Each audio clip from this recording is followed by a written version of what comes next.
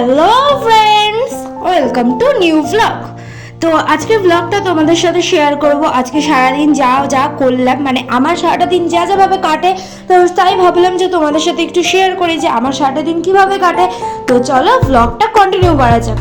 তো সকালবেলা দেখতেই পাচ্ছ ঘর দুয়ারের কি অবস্থা, আর আমাদের ঘরে এতটাই গরম, দেখো 11টা 18 বাজে, আর তখনই কিন্তু টেম্পারেচারটা কিন্তু 34 সেন্টিগ্রেড হয়ে গেছে।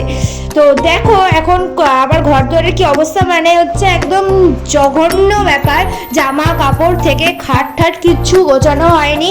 তো আমি ভাবছিলাম যে আগে রান্নাটা, মানে আমি যেটা করি প্রত্যেকদিন, আগে রান্নাটা করে নিই, তারপরে হচ্ছে আমি এসিটা ছেড়ে ঘরটা গুছি, কারণ আমাদের ঘরে একদমই থাকা সম্ভব না এই গরমের মধ্যে। আর যা গরম হয়েছে, আমাদের ঘরটা একটু বেশি গরম। আর রাস্তায় দেখো কি প্রচন্ড রোদ, মানে একটাও লোক নেই রাস্তায়, কোনো লোক নেই, আর একটুও কিন্তু ছায়া নেই, চারিদিকে শুধু রোদ, চিকচিক করছে রোদে।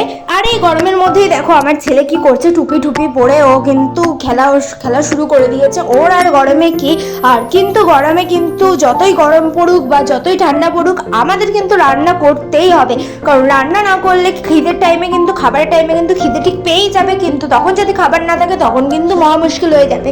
তো আমি সকালে একবার চা খেয়েছিলাম, তো রান্না করতে করতে আবার একটু এনার্জি দরকার ছিল, তাই একটু আবার চা করে আবার চাটা খাচ্ছিলাম, কারণ এনার্জি না থাকলে কি করে কাজ করবো, সেই জন্য চা খেতে খেতে আমি হচ্ছে রান্নাটা করে নিচ্ছিলাম। আর সবাইকে বারবার বলা হচ্ছে যে এই রোদে যাতে বাইরে না বেরানো হয়, কিন্তু আমার সেটা একদমই সম্ভব না।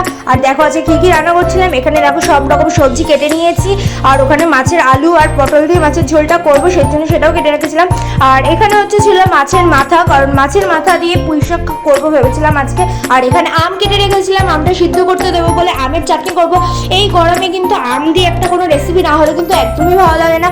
আর এখানে পটল ছিল, ভাবছিলাম পটল দিয়ে কি করব, কিন্তু এই গরমে অ্যাট লাস্ট আমি আর কোনো রেসিপিই করিনি। আর এইদিকে দেখো আমার গোপুসোনারা, ওরা কিন্তু গরমের মধ্যে একদম, মানে কি বলবো, গরমের মধ্যে কোনো জামা কাপড় আমি ওদের পরাইনি, শুধু প্যান্ট পরিয়ে রেখে দিয়েছিলাম, খালি গায়ে রেখে দিয়েছিলাম, কারণ এত গরম, মানে এখন যদি অত জামা ঠামা পরিয়ে রাখে গরমে পুরো সিদ্ধ হয়ে যাবে। আর এই দেখো আমার এখানে হচ্ছে রাধাকৃষ্ণ রয়েছে, কত সুন্দর করে সেজে গুজে রয়েছে, রাধারানীকে দেখে নাও কত সুন্দর লাগছে। আর আমার ঠাকুরবা তোমাদের সাজানো গোছানো কেমন লাগে অবশ্যই কিন্তু কমেন্ট করো। আর আমার ব্লগগুলো যদি তোমাদের ভালো লাগে প্লিজ অবশ্যই একটা লাইক কমেন্ট আর শেয়ার করো। আর যদি ইউটিউব থেকে দেখে থাকো তাহলে প্লিজ সাবস্ক্রাইব করে দিও আমার চ্যানেলটা, আর যদি ফেসবুক থেকে দেখে থাকো তাহলে প্লিজ আমার আইডিটা ফলো করে দিও, কারণ তোমাদের সাপোর্ট ছাড়া কিন্তু আমি এগোতে পারবো না। তোমাদের সাপোর্ট আমার খুব দরকার, তোমাদের সাপোর্ট আর আমার গপু আর বাবার আশীর্বাদ থাকলে কিন্তু আমি একদিন অবশ্যই এগিয়ে যেতে পারবো। আর বললামই তো এই গরমে সবাইকে বেড়াতে, বাড়ির বাইরে বেড়াতে না করলেও আমার কিন্তু মানে সেইটা কখনোই সম্ভব না, কারণ আমি ভেবেছিলাম আজকে আমি বাড়ি থেকে বেরাবো না রোদের মধ্যে, কারণ আজকে প্রচন্ড গরম পড়েছে, কিন্তু তাও আমার হবে না, আমার একটু বেড়াতেই হতো, আর আমার বরের তো কিছু মাল আনতে যেতে হতো, তো সেই জন্য আমার বেড়াতেই হতো। তো ব্লগটা লাস্ট অব্দি কন্টিনিউ করো। আর এইদিকে দেখো আমার ছেলে, মানে গরমে মানুষ পাচ্ছে না, ওরও কি করছে, হাতে কিন্তু শীতকালের গ্লাভস পরে, মাথায় টুপি পরে ব্যাট নিয়ে শুরু করে দিয়েছে ওর খেলা। ও ক্রিকেট সারাদিন শুধু ব্যাট আর বল, মানে হাটে চলে আর ও বল নিয়ে খেলা করে, সারাদিন ক্রিকেট খেলে। আর এই দেখো হাতে কি পড়েছে, গ্লাভস পরে নিয়েছে, শীতকালের গ্লাভস। আর দেখতেই পাচ্ছ বাইরে কতটা রোদ, তার আগে তো দেখালামই যে রাস্তায় কোনো লোক নেই, এখনো দেখো রাস্তায়, মানে যত টাইম যাচ্ছে রোদের তাপ কিন্তু বেড়েই যাচ্ছে। ভাবতে পারছি না এবার মনে হয় হাফ সেঞ্চুরি কমপ্লিট করেই ফেলবে, কারণ মঙ্গলবার কিন্তু আমাদের এখানে নবদ্বীপে 45 ডিগ্রি হয়েই গেছিলো। তো দেখা যাক কতটা বাড়তে পারে সূর্যের তাপ, দেখা যাক। আর তখনও কিন্তু দেখতে পাচ্ছ আমার ঘর কিন্তু গোছানো একদমই কমপ্লিট হয়নি, ঘরদোরের অবস্থা পুরো একদম বাজে হয়ে রয়েছে। আর ওই দেখো ওখানে কিন্তু মা মনসা রয়েছে, আমার মা মনসা কিন্তু আমার ঘরেই রয়েছে। তো এখন আমি হচ্ছে করছিলাম রান্না, আর আমার ছেলে দেখো পাগলামো করছিল। আমি এখানে যতটা পারছিলাম রান্নাটা করে রাখছিলাম, কারণ আমার আবার বললাম না বেরাতে হবে, বেরিয়ে এসে আবার আমার রান্না করতে হবে, আর যত দুপুর বেরাবে তত কিন্তু এই তাপ বাড়বে আর গরমটাও লাগবে। আর আমি যেখানে রান্না করি এই রান্নার জায়গাটা হচ্ছে এখন ঠিক করা হবে, মিস্ত্রি লাগবে কালকে থেকে, তো তারপরে দেখতে পারবে ডেকোরেশনটা কেমন হয়। এখন কিন্তু রান্নাঘরের অবস্থাটা একদম বাজে হয়ে রয়েছে, মানে চারিদিকে ভাঙা রয়েছে, কারণ এখানে কিন্তু আগে কাজ হয়েছে, এই রান্নাঘরের পাশেই আমি একটা অ্যাটাচ বাথরুম করেছি, তো সেই জন্য এখানটা ভাঙা রয়েছে। কাজ কাজটা এই কিছুদিন বন্ধ করা ছিল, আমরা ঘুরতে ঘুরতে গেছিলাম তাই কিছুদিন বন্ধ ছিল। তো আবার কালকে থেকে কাজ শুরু হবে। আর এই দেখো বললাম না আমি বেরাবো, সেই জন্য কিন্তু আমি এখন সমস্ত রকম প্রোটেকশন নিয়ে বেরিয়ে পড়বো মাল নামতে যাওয়ার জন্য। আর এখানে নিচে খুঁজছিলাম যে মাল নামতে যাওয়ার জন্য কোনো ব্যাগ আছে কিনা, আর ওখানে আমি কোনো ব্যাগ খুঁজে পাচ্ছিলাম না। যাই হোক একটা ব্যাগ পেয়ে গেছিলাম। তো তারপরে এখন দেখো বেরিয়ে যাচ্ছি, আর দেখতে দেখেছো পুরো মনে হচ্ছে যেন ডাকাতি করতে যাচ্ছি। সে যাই লাগুক না কেন প্রোটেকশন অবশ্যই দরকার, কারণ এতটা রোদ। এখন যদি এমনি বেরিয়ে যাই তাহলে কিন্তু মুখ চোখ পুরো একদম পুড়ে যাবে। তো এই দেখো এখানে কিন্তু আমার মেয়েও আমার সাথে বেরিয়ে গেছিলো, ও হচ্ছে আমার সবসময়ের সঙ্গী। আর ও কিন্তু আজকে অন্য নেয়নি, নাহলে ও অন্যদিন এরকম ডাকাত ছেড়ে বেড়ায়। তো ও গাড়িটা এখন আমি বের করে নিলাম, এখন হচ্ছে চলে যাচ্ছি আমার ডেস্টিনিতে। আর এই দেখো আমাদের হচ্ছে এখানে আমাদের মায়ের মন্দির, এই মায়ের মন্দিরের ভিডিও তোমাদের সামনের কালী পুজোয় অবশ্যই দেখাবো। এটা হচ্ছে আমাদের মা কালীর মন্দির। তো এই ব্লগটা পরে তোমাদের সাথে কোনো একদিন শেয়ার করব। আর এই দেখো এখন হচ্ছে চলে যাচ্ছি যেখানে যাওয়ার কথা।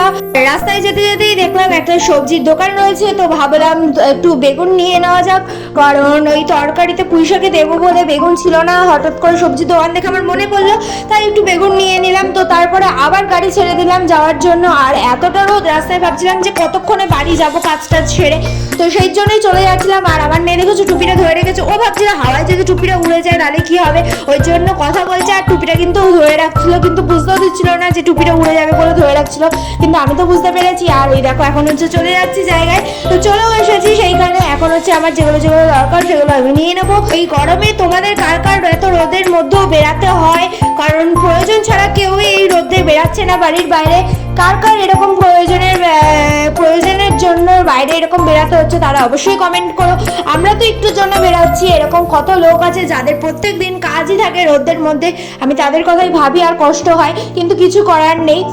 আর এই যে আমার এখন মাল নেওয়া হয়ে গেছে এখানে, যেহেতু আমার ভারী মাল টানা ডাক্তারের নিষেধ আছে, সেই জন্য আমাকে মালটা ওরা সবাই গাড়িতে দিয়েই যায়, অনেকটাই হেল্প করে। তো এখন হচ্ছে আমি গাড়ি আবার স্টার্ট দিয়ে দিয়েছি। এখন চলে যাবো হচ্ছে ঠাকুরের ফুল আনতে, কারণ ঠাকুরের ফুল নেই। আর এই গরমে কিন্তু বেশি করে যদি ফুল এনে রেখেও দিই সেগুলোও কিন্তু নষ্ট হয়ে যাচ্ছে, তো সেই জন্য রোজের ফুলটা রোজই আনতে হয়। আর এই দেখো এখানে কি ঘটে গেছিলো, আমার মেয়ে যেই ভয়টা পাচ্ছিল সেইটাই কিন্তু ঘটলো। ওর কিন্তু টুপি উড়ে চলে যাচ্ছিল, ও যেহেতু ভাবছিল যে ওর টুপিটা উড়ে যাবে সেই জন্য কিন্তু ও সাথে সাথে ধরে নিতে পেরেছে, তাহলে কিন্তু উড়ে চলে যেত। তো সেটাই আবার ব্লগে বলছিল যে আমার টুপিটা উড়ে গেছিলো। তো এখানে কিন্তু আমি ভেবেছিলাম আজকের ব্লগটা তোমাদের ভয়েস ওভার দেবো না, ব্লগের মধ্যেই ভয়েস দিয়েছিলাম, কিন্তু আনফর্চুনেটলি দেখলাম যে ভয়েসটা হয়নি ভিডিওর মধ্যে, তাই আবারও আমাকে ভয়েস ওভার দিতে হলো। তো তোমরা প্লিজ কমেন্ট করো যে তোমরা আমার ব্লগটা কিরকমভাবে দেখতে চাও, ভয়েস ওভার দিয়ে নাকি ব্লগের মধ্যেই ভয়েসটা দিয়ে, তো তাহলে আমি সেরকমভাবে চেষ্টা করবো। আর এই দেখো এখন হচ্ছে চলে এসেছি ফুল নিতে, ফুলের মালা নিতে ঠাকুরের জন্য। তো এখানে কিন্তু একদমই দাঁড়ানো যাচ্ছিল না, আমি বলছিলাম যে দাদা তাড়াতাড়ি করুন।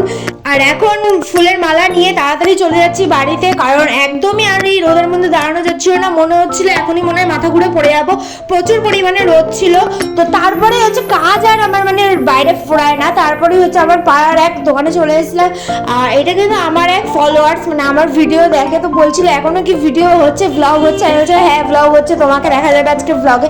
তো এই দোকানে আমি দোকানে চলে এসেছিলাম হচ্ছে ডিম নেওয়ার জন্য, কারণ সকালে আমাদের বাড়িতে প্রত্যেক দিন একটা করে ডিম খায়, আবার রাতেও খায়। এই গরমে বলছে বেশি ডিম খেতে না, বাট আমাদের বাড়িতে সেটা একদমই হয় না, ডিম রোজ দুবেলা করে খাওয়া হয়। তো এখানে এসেই আমি তাড়াতাড়ি রান্না বসিয়ে দিলাম। রান্না হচ্ছে দেখো আমি পুঁই শাকটা বসিয়ে দিচ্ছি, আর বেগুনটা যে এনেছি সেই বেগুনটা কেটে দিয়ে দিলাম। এখন হচ্ছে রান্নাটা করে নেবো, কারণ যত তাড়াতাড়ি রান্না করবো তত তাড়াতাড়ি আমি গরম থেকে মুক্তি পাবো, কারণ প্রচুর গরম। আর দেখো এখন আমার ঘরে টেম্পারেচারটা জাস্ট দেখো 36 ডিগ্রি হয়ে গেছে, 12টা 18 বাজে, সেই মুহূর্তে এই অবস্থা। আর ঘরটা দেখে কিভাবে ম্যাজিকের মতন ঘর আমি গুছিয়ে ফেললাম, মোটেও না এটা তোমাদের সামনে যতটাই 1 সেকেন্ডের মধ্যে ঘরটা গোছানো হয়ে গেল, বাট এই ঘর গোছানো যে কতটা স্ট্রাগল সে যারা যারা গোছায় তারাই জানি এই গরমের মধ্যে। বাট আজকে কিন্তু আমি এসি না চালিয়েই ঘরটা গুছিয়েছিলাম তাড়াতাড়ি। আর দেখো কত সুন্দর লাগছে, আগে কি অবস্থা ছিল আর এখন কিরকম লাগছে। তো তারপরে আর ব্লগটা মানে ক্লিপস নেওয়া কোনো হয়নি, পুজো টুজো দিয়েছিলাম সেই ক্লিপস আর নেওয়া হয়নি কারণ ফোনে চার্জ ছিল না। তারপরে হচ্ছে একদম লাঞ্চের সময় আবার ব্লগটা কন্টিনিউ করেছি। তো দেখো আমি করেছিলাম আজকে সাদা ভাত করেছিলাম, আর মাছের ঝোল করেছিলাম, পুঁই শাক মাছের মাথা দিয়ে করেছিলাম, আর ডাল সিদ্ধ করেছিলাম, আর হচ্ছে আমের চাটনি করেছিলাম। কারণ এই গরমে তো বললামই আমের রেসিপি ছাড়া কিন্তু ভালোই লাগে না। তো আমি এখানে লাঞ্চ করে নিচ্ছিলাম, তারপরে একটু রেস্ট নিয়ে আবার বেরিয়ে পড়েছিলাম আমার ছেলেকে পড়তে দেওয়ার জন্য। তো বিকালবেলা 5টার সময় আবার বেরিয়ে পড়েছি তিনজন মিলে আমার ছেলেকে পড়তে দিতে যাওয়ার জন্য। আমার মেয়ে কিন্তু অন্যদিন যায় না, বাট আজকে যেহেতু তোমাদের সাথে আবার সারাদিনের কি কি করি সেই ব্লগটা শেয়ার করছি, সেই জন্য ক্যামেরা করতে হবে, সেই জন্য ওকে নিয়ে গেছিলাম। আর এই দেখো এখন হচ্ছে আমার বাড়ি থেকে কিন্তু ওর পড়তে যাওয়ার ডিস্টেন্সটা অনেকটা, তো সেখানে চলে যাচ্ছিলাম গাড়ি নিয়ে। আর এত বছর আমি আমার মেয়েকে নিয়ে যাওয়া আসা করেছি, এখন আবার ছেলেকে নিয়ে শুরু হয়ে গেছে কারণ মেয়ের এখন বন্ধ হয়েছে, মেয়ের এখন কলেজ। তো ওই দেখো ছেলে এখন কিন্তু পড়তে চলেও গেল ব্যাগ নিয়ে। আর এখন আমি আর মেয়ে চলে যাচ্ছি আমার আর একটা ডেস্টিনিতে, মানে এটা হচ্ছে আমার ডেইলি রুটিন। কারণ বিকালবেলা আমি আর কোথাও যাই না যাই পোড়ামাতলা মা পোড়ামার কাছে কিন্তু আমার যেতেই হয়, কারণ আমার বরের দোকানে মা পোড়ামার একদম সামনে, মা পোড়ামা মন্দিরের সামনে। কারা কারা আমার বরের দোকান চেনো অবশ্যই কিন্তু জানিও, আর যারা যারা চেনো না তারাও দেখে নাও কোথায়। তো এই যে ভ্যারাইটি স্টোরের অপোজিটে যে রাস্তা দিয়ে মা পোড়ামার মন্দিরে ঢোকা যায়, তো সেই সোজা দিয়ে গেলেই কিন্তু একটা ঠাকুরের বড় দোকান আছে, সেই দোকানটাই হচ্ছে আমার হাজবেন্ডের দোকান। তো দেখো আমি কিন্তু চলে গেলাম আমার হাজবেন্ডের দোকানে, আর গিয়ে দেখি সে বসে আছে গরমের মধ্যে জামা খুলে বসে আছে। আর এই দেখো কে বসে আছে দোকানে, গপু সোনা বসে আছে, দেখো তো সেজে গুজে কিন্তু দুই গপু ভাই বসে আছে। তো ওরা সেজে গুজে বসেছিল, আমি আবার গেলাম দোকানে। আর এই দেখো আছে আর এক গপু ভাই। তো এই কিরকম লাগছে গপু সোনাদের অবশ্যই কিন্তু কমেন্ট করো। আর আমি আবার গেলাম, গিয়ে দেখলাম গপু একটু বেঁকে বসে আছে, তো ওকে আমি আবার একটু সাজিয়ে গুছিয়ে দিলাম, মানে ঠিকঠাক করে দিলাম, সাজানোই ছিল। তো এখানে হচ্ছে এই যে এটা হচ্ছে আমাদের দোকান, দেখো ঠাকুরের সমস্ত রকম জিনিস পাওয়া যায়, ঠাকুরের ড্রেস পাওয়া যায়, শঙ্খ পাওয়া যায়, শাখা পাওয়া যায়, সমস্ত রকম ঠাকুরের আইটেমস পাওয়া যায়। তো তোমরা যারা যারা চেনো তারা তো জানোই, আর যারা জানো না তাদের জন্য একটু বলে দিলাম। আর মা পোড়ামা মন্দিরের একদম সামনেই হচ্ছে আমার হাজবেন্ডের দোকান। তো আমি আজকে তোমাদের আবার হচ্ছে মা পোড়ামার মন্দিরটাও একটু ঘুরিয়ে দেখাবো, মা পোড়ামা ভবতারিণী আর বাবা তিলেশ্বর মন্দিরেও কিন্তু তোমাদের সাথে শেয়ার করব। তো যেহেতু প্রচণ্ড গরম ছিল বিকালবেলাও কিন্তু 5টার সময়ও রাস্তায় প্রচুর তাপ ছিল, গাড়ি করে যাচ্ছিলাম মনে হচ্ছিল যেন লু পড়ছে গায়ে।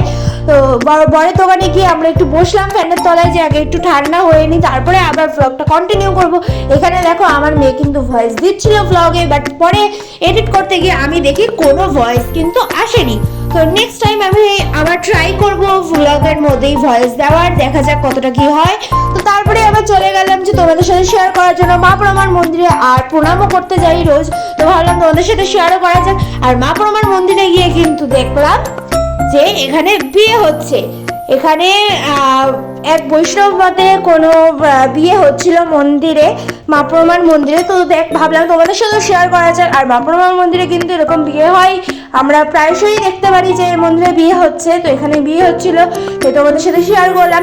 আর মা পোড়ামাকে তো দেখলেই মাকে, তারপরে আমিও একটু দেখছিলাম বিয়ে দাঁড়িয়ে দাঁড়িয়ে যে কিরমভাবে হচ্ছিল, বাট ওদের যেহেতু বৈষ্ণব মতে বিয়ে হচ্ছিল তাই একটু নিয়মটা আলাদা ছিল। এই দেখো এখন হচ্ছে ওরা 7 পাকে ঘুরছিল, তো সেই সময় আমি ফাঁকা পেলাম তাই মাকে একটু প্রণামও করে নিলাম। তারপরে হচ্ছে মাকে দেখো ওই যে ও মা আমাদের মা পোড়ামা।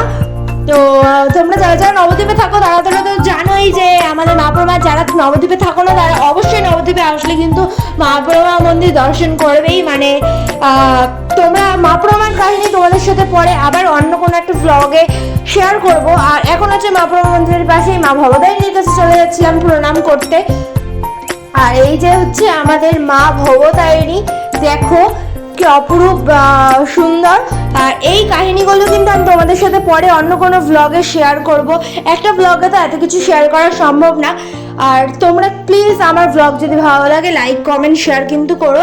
আর তার পাশেই দেখো বাবা তিলেশ্বর রয়েছে, এই বাবার নাম কেন তিলেশ্বর সেই কাহিনীও কিন্তু আমি তোমাদের সাথে পরে শেয়ার করব। আর মন্দির যেহেতু বন্ধ ছিল তাই কিন্তু ভিতরে ঢুকে দেখাতে পারিনি, মানে বাইরে থেকেই দেখিয়েছি। আর বাবা দেখো কত বড় কত সুন্দর লাগছে। তারপরে প্রণাম করে আবার চলে আসছি আমার বরের দোকানে। আর আমার বরের দোকানের বিকালে আসতেই হয়, কারণ আমি আসবো, আমি বসবো, তারপরে আমার বর যাবে দুপুরের খাবার খেতে। আর তারপরে আমার হাতে একটা ব্রেসলেট ছিল সেটা ছিঁড়ে গেছিলো, তো সেটাই তোমাদের সাথে দেখাচ্ছিলাম। তো দেখা হচ্ছে পরের ব্লগে। আজকে আমার সারাদিনটা এইভাবেই কাটে, তো সেটাই তোমাদের সাথে শেয়ার করলাম। তো ততক্ষণে টাটা, বাই বাই।